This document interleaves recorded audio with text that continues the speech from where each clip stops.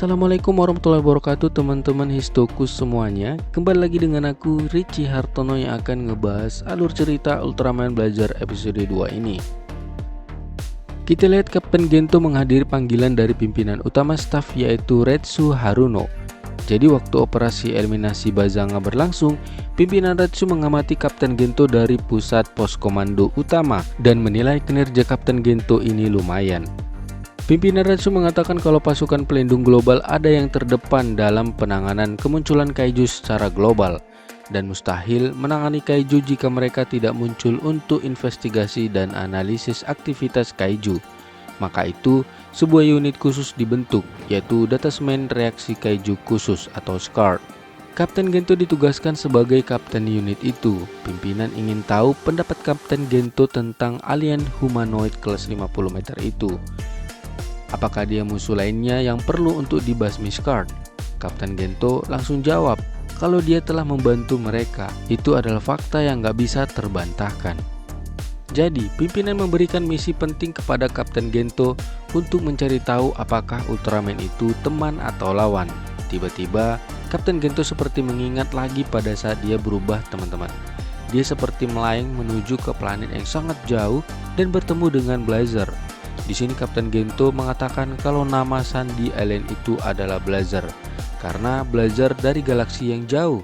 Dia datang dari cahaya terang itu dan mengatakan Ultraman Blazer. Beberapa nelayan sedang berlayar tiba-tiba menemukan pergerakan dari dasar laut yang mereka sebut namanya adalah Gedos. Kedua temannya nggak percaya dengan yang disebutkan kakek ini, teman-teman. Mereka bilang kalau Gedos itu hanyalah khayalan saja. Kakek itu bilang kalau Gedos itu muncul kalau manusia lupa caranya menghormati laut. Gak lama kemudian, monster itu muncul tepat di hadapan mereka. Dan gak cuman itu, teman-teman. Ternyata pasukan pelindung global sudah mengumumkan raksasa kelas 50 meter yang melawan Bazanga mulai saat ini akan diberi nama Ultraman Blazer. Di sini Kapten Gento seperti terlihat kebingungan mempelajari profil anggota SCARD yang sudah diberikan oleh pimpinan Retsu. Jadi, Kapten Gento nggak perlu lagi repot-repot untuk memilih sendiri. Tiba-tiba datang cewek yang langsung ambil minuman Kapten Gento. Karena Kapten Gento nggak kenal siapa cewek ini, dia bergegas pergi, teman-teman. Tapi nggak lama cewek itu langsung bilang ke Kapten Gento seharusnya menembakkan amunisi khusus ke hidung Bazanga. Kapten Gento pun langsung ngecek profil salah satu anggotanya dan ternyata cewek itu salah satu anggota SCARD yang bernama Emi Aobe. Di sini mereka ngobrol santai aja, teman-teman. Emi bilang kalau pimpinan staf Retsu bersikeras kalau kapten unit baru ini adalah Kapten Gento. Dan cewek ini masih aja cerita soal tembakan ke Bazanga itu, teman-teman. Emi juga cerita kalau dia harusnya menembakkannya dari dekat. Ternyata pimpinan staf memerintahkan Emi untuk membawa Kapten Gento bertemu anggota lainnya. Ini baru jumpa aja Kapten Gento sama Emi udah rebutan siapa yang bayar makanan sama minuman loh. Di sinilah aku langsung pengen berkomentar soal pertemuan pertama kita dengan Emi, teman-teman. Jadi Emi ini termasuk orang yang terbuka, ceria, dan cerdas, teman-teman. Seperti nggak ada masalah gitu ya kan. Anggota selanjutnya yang Kapten Gento dan Emi temui adalah Teruaki Nagura yang diangkat sebagai wakil kapten. Jadi Nagura dinilai Kapten Gento seseorang yang tenang dalam menganalisis. Karena itulah Kapten Gento menginginkan Nagura bergabung di unit khusus ini. Nagura dengan sangat senang hati menerima tawaran itu, teman-teman. Sampai-sampai lupa harus menandatangani suratnya. Gak cuman itu, tinta pulpen yang habis juga jadi permasalahan. Aduh, nggak sampai di situ aja, teman-teman. Sampai salah tanggal juga malah. Anggota selanjutnya yang akan mereka temui adalah Andri Minami untuk bergabung ke SCARD. Ternyata Kapten Gento ini benar-benar terkenal banget loh. Andri Minami aja sampai kenal dan dia juga sangat senang kalau bekerja di bawah pimpinan Kapten Gento. Saking gugupnya, Andri malah jadikan punggung Kapten Gento jadi alas buat tanda tangan. Jelaslah bakal ketusuk punggung Kapten Gento. Di sini kejailan Kapten Gento terbilang ada juga ya, karena dia udah ketusuk sama pulpen akibat Andri. Kapten Gento menusukkan pulpennya ke punggung Emi juga. Anggota terakhir mereka gagal menemukannya, teman-teman, karena telah lama pindah dari tempat dia bekerja dan masuk ke tim pengembangan. Kapten Gento sedikit kesal dengan berkas yang dilampirkan tidak sesuai. Inilah dia tim dari unit baru Skirt teman-teman. Masih kurang satu orang lagi sebenarnya. Jadi di sini mereka masih melihat mobil Skirt atau pos berjalan mereka. Tapi disayangkan mobil itu masih polos banget. Gak ada anti peluru, bahkan gak ada alat komunikasinya. Andri pun bilang kalau dia cukup mahir perihal perangkat. Jadi bisalah ditingkatkan sama si Andri ini. Di sini Kapten Gento nggak mau disebut Kapten Hiruma. Dia mau dipanggil pakai nama depan atau nama panggilan teman. Kalau tetap manggil Kapten Hiruma, dia nggak akan nyaut. Bener aja teman-teman, Kapten Gento nggak nyaut pas dipanggil Kapten Hiruma. Dia pengen timnya itu tidak ada kecanggungan ya kan. Makanya panggil nama panggilan gitu. Ini adalah Skirt Command Post mereka teman-teman. Kalau dilihat dari peralatannya masih cukup ketinggalan ya dengan kecanggihan dari tim Select di Ultraman Decker. Tapi namanya juga baru dibangun ya kan. Terus Skirt juga didukung dengan senjata canggih teman-teman, seperti helm customnya juga. Gak lama kemudian mereka dapat telepon dari kepala staf Haruno kalau Kaiju Aquatic tenggelamkan kapal sipil 48 km di selatan Pulau Shichijojima. Dan satu kapal selam GGF sudah diluncurkan. Ternyata benar kalau monster itu bernama Gedos, yaitu kaiju laut. Menurut keterangan kakek ini, kalau Gedos ini lapar, dia akan habiskan ikan di laut dangkal. Jadi Kapten Gento mengutus Emi untuk mengumpulkan informasi dari saksi di pelabuhan. Emi pergi sambil mengatakan Wilco. Di sini Andri heran cuy, kenapa Emi mengatakan Wilco? Jadi pada saat Andri diberikan tugas untuk memastikan kendaraan siap operasi, dia bingung jawab Wilco apa yokai. Ini si Emi buat orang bingung aja ya kan. Di sini terlihat Gedos masih berada di posisi dasar laut sambil menyantap makanan yang ada di peti kemas. Tiba-tiba Gedos mendapatkan serangan dari kapal selam. Tapi nggak lama kapal selam itu sudah ditenggelamkan teman-teman. Di sini terlihat ya para nelayan berkeluh kesah. Kalau Gedos itu tidak segera diusir, mereka tidak akan bisa pergi memancing. Lagi-lagi bantuan ditenggelamkan oleh Gedos dan saat ini dia menuju daratan di kecepatan 80 knot atau sama dengan 1 jam lagi teman-teman. Di sini kepala staf Harumo memerintahkan mereka untuk menghabisi Gedos itu sebelum dia mencapai wilayah padat penduduk. Kapten Gento mengatakan persenjataan dan orang pun kurang. Untuk apa mereka bertugas jika dilatih saja belum? Tapi kayaknya sia-sia aja ya penolakan dari Kapten Gento. Mau tidak mau mereka harus bergerak sepertinya.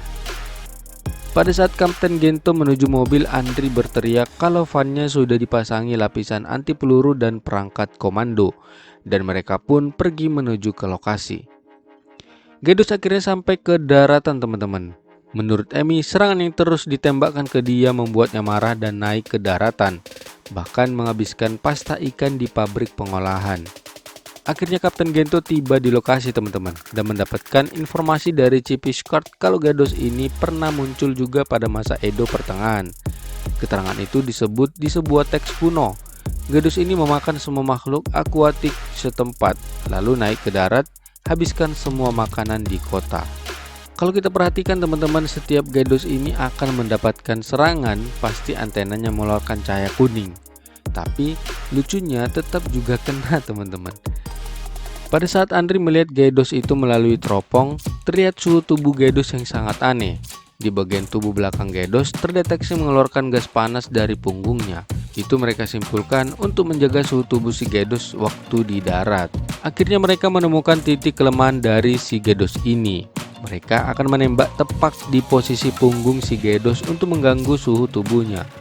Tapi di sini Kapten Gento yang akan maju untuk mematikan pemancar panas itu teman-teman. Terlihat Gedos itu sudah memasuki pemukiman warga teman-teman dan menghancurkan semua. Di sini aku salut banget tuh sama editingnya. Gambar rumahnya itu kan emang asli tuh kayaknya ya. Tapi nggak kelihatan editing pada saat disatuin sama monsternya. Mantap lah pokoknya ya. Gedos ini benar-benar brutal banget cuy. Macam anak-anak merengek minta makan ya kan. Akhirnya Kapten Gento berhasil menembak tepat di lubang pembuangan suhu panas itu. Tapi sayang banget teman-teman, ini si kakek datang buat ikut nyerang si Gedos yang cuma mengandalkan tombak yang sebelumnya udah dia asah pakai gerenda tangan. Kapten Gento langsung halangin itu si kakek buat mundur teman-teman, karena tombaknya nggak bakal bisa menggores sedikit pun si Gydos itu. Kalau lagaknya si kakek nggak tanggung ya kan. Ternyata si kakek pingsan teman-teman pas lihat si Gydos muncul di hadapannya dia. Pada saat Kapten Gento mau nolongin si kakek, tiba-tiba dia berasa seperti kepanasan di bagian kakinya.